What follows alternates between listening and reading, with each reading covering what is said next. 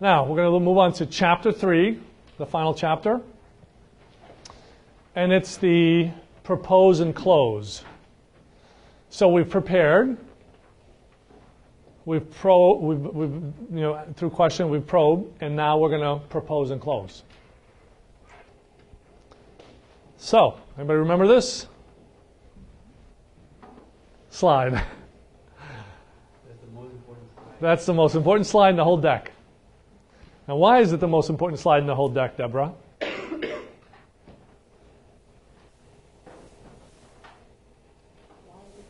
Yeah. Why is it the most important slide? Well, I guess I would say because our ultimate goal is to get to the close. That's right. That's a good answer. That's right on. That's why it's the most important slide. That would be important to me. Now, the way it's laid out, what it does is it says, if you do this, and it leads to more close, you have to do some things before this to do this right. So rule number 1 is, never propose. And for sure is number 1. Huh? Well, you got to plan, prepare. So you got to plan and prepare. You got to ask the questions. Diving deeper. You got to listen. You got to understand. And then you're able to do it. So rule number 1, never make a proposal without summarizing or verifying the goods. Because when you summarize and verify the goods, what you demonstrate to the customer is that I know that you know what I know. And you're building trust that way.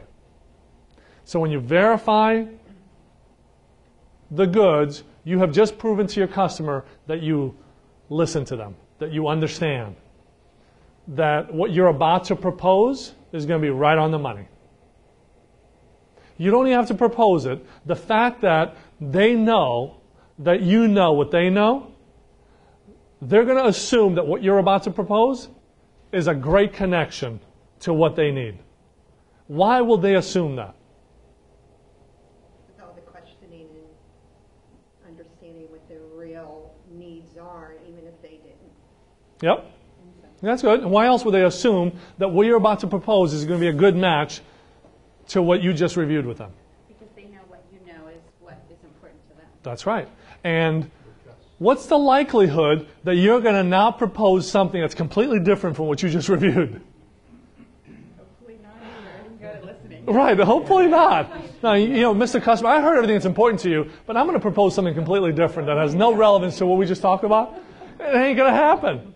So, just by its very nature, they're going to assume that the proposal you're about to make fits like a glove. And then when you make it, you're just going to confirm their assumptions. And they've already made a decision, unless you do or say something that is completely off the wall. So they're kind of already making the decision to go with you before you've ever even presented anything.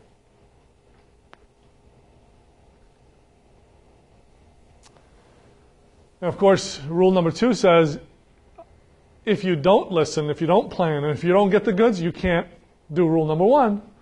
And then, of course, we get tempted to go and skip rule number 1. And so whenever you get tempted to skip rule number 1, refer back to rule number 2. I mean, rule number, whatever. You guys got it. You guys got it. When my closing ability went to the next level, it was because I finally got this concept.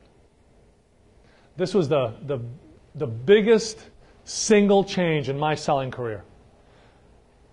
At one point, it kind of hit me. It just said, oh, it's all about connecting the customer needs and requirements first to the solution and making that bridge. And as obvious and intuitive as that sounds, the vast majority of salespeople never do part 1. They go right to part 2, making assumptions about part 1, and this is where a lot of deals are lost, because we're assuming part 1. What you have to do is you have to stop assuming part 1, verify, confirm part 1, and then present part 2, the solution. What you and I and all of us will find out when we try this is we will be amazed at how much we don't understand about the customer's goods. When we're forced to actually verify how well we know, we're going to find out that, I don't know that. I don't know that. What happens if you don't know enough about what's important to the customer if you're put in a position to have to demonstrate to them how much you know? How does that make you feel? Unconfident? You start to whittle. And all of a sudden you're like, then all of a sudden, uh-oh, I don't know as much as I thought I knew. So then where do you go? What's your strength? Products, price, features, the things you're comfortable with, that you've been doing your whole life and that you've been trained all the time. So the natural tendency is to go back to products, price, service, because we've missed this other part. So this is not as easy as it might seem.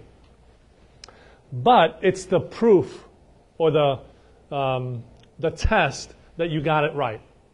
The fact that you can sit down in front of an executive or a buyer or anybody and say, before I get into the solution, let me just review my understanding of the things that are important to you. As soon as you've made that statement, you better have listened well. And you better have done your homework before, or whatever you're about to say is going to have the opposite effect. And most people are very concerned about having that opposite effect, so most of the time they stay away from this. So as intuitive and obvious as that sounds, most people don't go there. So this is one of those transitions, and for those of us who are teaching and coaching, this is one of the places we need to help get people, is get them to understand this is one of those jumps we got to make that will make an enormous difference in your selling career, your ability to win business, close deals faster, close more of them, and close larger deals.